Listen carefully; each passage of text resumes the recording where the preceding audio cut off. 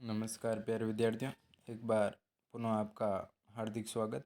खंड यानी जो आपके कक्षा 8वीं का पेपर हुआ था गणित का, उसका संपूर्ण सॉल्यूशन इस वीडियो के माध्यम से मैं आपको बताने वाला हूं।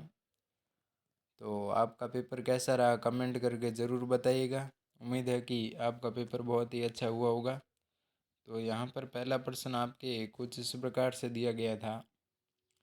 निम्नलिखित में से कौन सा विकल्प उचित गुणधर्म के अनुसार सही सुमेलित है? तो यहाँ पर आपको इसका उत्तर करना था a+0 = 0 + a योगात्मक तटस्थ तत्व गुणन प्रतिलोम साहचर्य गुणन तटस्थ। तो यहाँ पर इसका आपको उत्तर करना था ए, उत्तर करना था ए, इसका सही उत्तर है। अगला प्रश्न करेंगे। अगला प्रश्न यहाँ पर आपके सामने दूसरा दिया गया है। समीकरण 2x - 3x + 2 में चरों की संख्या कितनी? 1, 5, 2 और यहाँ पर 4 ऑप्शन में आपके दी गई थी इस प्रकार से। तो यहाँ पर आपको इसका सही उत्तर करना था 1। क्या करना था? 1 करना था। अगला प्रश्न करेंगे। अगला प्रश्न आपके सामने दिया गया है तीसरा। वर्ग के विकर्ण एक दूसरे को समद्विभाजित करते हैं न्यून कोण पर, समकोण पर, अधिक कोण पर, सरल कोण पर। तो इसका सही उत्तर है समकोण पर। क्या है इसका सही उत्तर? समकोण पर। अगला प्रश्न करेंगे। अगला प्रश्न यहाँ पर आपके सामने दिया गया है। एक पूर्ण वर्ग संख्या के कितने वर्गमूल होते हैं? 0, 1, 2, 3। तो इसका सही उत्तर यहाँ पर आपको करना है 2। क्या करना है? 2। अगला प्रश्न करेंगे। अगला प्रश्न यहाँ पर आपके सामने दिया गया है पांचवा। एक संख्या को स्वयं से ही 3 बार गुणा करने पर प्राप्त संख्या क्या कहलाती है? तो यहाँ पर देखिएगा, पूर्णांक, पूर्ण संख्या, पूर्ण घन संख्या, पूर्ण वर्ग संख्या। तो इसका सही उत्तर करेंगे पूर्ण घन संख्या। तो यहाँ पर आपको इसमें सी भरना था। अगला प्रश्न करेंगे। अगला प्रश्न यहाँ पर आपके सामने दिया गया है छठा। भारत सरकार ने वस्तु एवं सेवा कर जीएसटी कब से लागू किया? Good service tax. तो यहाँ पर देखिएगा 4 ऑप्शन दिए गए। 1 जुलाई 2017, 1 जुलाई 2018, 1 जुलाई 2016, 1 जुलाई 2019। तो इसका सही उत्तर यहाँ पर आपको ए करना था, 1 जुलाई 2017। इसमें आपको 1 जुलाई 2017 करना था। ठीक है। अगला प्रश्न करेंगे। अगला प्रश्न यहाँ पर आपके सामने दिया गया है प्यारे विद्यार्थियों। बहुपद में चर की घात कौन सी नहीं हो सकती? धनात्मक, ऋणात्मक, पूर्ण संख्या, प्राकृतिक संख्या। तो इसका उत्तर करेंगे ऋणात्मक। ऋणात्मक इसमें आपको उत्तर करना था। अगला प्रश्न यहाँ पर आपके सामने दिया गया है संख्या 8। इसमें दिया गया सही मानक रूप आपको बताना था। तो यहाँ पर आपके सामने ए ऑप्शन दिया गया है, बी दिया गया, सी दिया गया और डी दिया गया। तो इसमें आपको बताना था। तो इसका सही उत्तर करेंगे यहाँ पर सी करना था। इसमें आपको सही उत्तर सी करना था।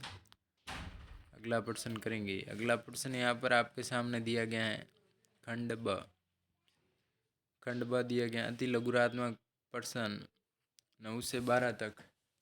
तो यहाँ पर देखिएगा प्रश्न 9 आपके सामने दिया गया है। तो यहाँ पर आपके प्रश्न कुछ इस प्रकार से दिया गया है 9वां। तो यहाँ पर आपको इसका उत्तर करना था गुणन का अदला बदली गुण, परिवर्तनीय गुण, कम्यूटेटिव प्रॉपर्टी। अगला प्रश्न करेंगे।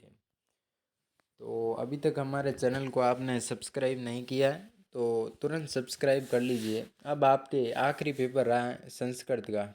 किसका रहा है? संस्कृत का।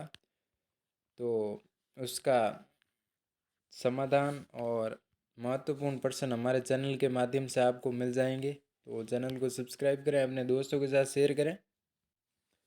10वां प्रश्न करेंगे। आपके सामने कुछ इस प्रकार से दिया गया है 10वां प्रश्न। तो यहाँ पर आपको इसका उत्तर करना था 2x - 1 = 14 - x, 2x + x = 14 + 1, 3x = 15। यानी इसका उत्तर है 15। अगला प्रश्न करेंगे। नहीं सॉरी, यहाँ पर देखिए x = 5 इसका सही उत्तर है। 5। अगला प्रश्न करेंगे। अगला प्रश्न यहाँ पर आपके सामने दिया गया है। संख्या 4104 को दो घनों के योग में लिखिए, तो इसका उत्तर करेंगे। तो यहाँ पर देखिए इस प्रकार से आपको करना था इसका उत्तर। अगला प्रश्न करेंगे। अनमोल ने एक साइकिल 5225 रुपये में खरीदी, जिसमें राशि सम्मिलित थी बट्टा जोड़ने से पूर्व साइकिल का मूल्य कितना था। तो इसका उत्तर यहाँ पर आप करेंगे। मान ले साइकिल का मूल्य बराबर x 5 के बाद मूल्य 95%, अतः 95% बराबर 5225। 95/100 x बराबर 5225 और आपको गुणा में करना था 5500। अगला प्रश्न करेंगे। तो इसका सही उत्तर होगा आपके, अतः साइकिल का मूल्य 5500 रुपये होगा, यानी 5500 रुपये। तो अगर आपको इसकी पीडीएफ चाहिए, सॉल्यूशन की पीडीएफ चाहिए, तो आप वीडियो को लाइक करें और नीचे जैसे ही आप लाइक करेंगे HYP लिखा आएगा HYP, उस पर आपको ओके करना है। जैसे ही आप ओके करेंगे तो नीचे कुछ संख्या आएगी 2000 3000 जो भी आपके सामने संख्या, उस पर यहाँ पर आप क्लिक करेंगे। जैसे ही क्लिक करने के बाद आपको तुरंत उसकी पीडीएफ मिल जाएगी। अगला प्रश्न करेंगे। अगला प्रश्न यहाँ पर आपके सामने दिया गया है। लघुरात्मक प्रश्न 13 से 22 तक भाग प्रश्न 13 से 16 तक। तो यहाँ पर देखिएगा, रिक्त स्थानों की पूर्ति कीजिए। तो यहाँ पर आप देखिएगा इसका दिया गया है, तो इसका मान क्या होगा, 3 होगा। इसमें आपको 3 भरना था। अगला प्रश्न करेंगे। अगला प्रश्न यहाँ पर आपके दिया गया है दूसरा। 7 की घात 7 गुणा 7 माइनस की घात 7 का मान है। तो यहाँ पर आप करेंगे 1 करेंगे। अगला प्रश्न करेंगे। अगला प्रश्न यहाँ पर दिया गया है a माइनस n का गुणात्मक प्रतिलोम है। तो यहाँ पर इस प्रकार से आपको करना था। अगला प्रश्न करेंगे। तो इसका चौथे में यहाँ पर आपको 0 करना था। अगला प्रश्न करेंगे।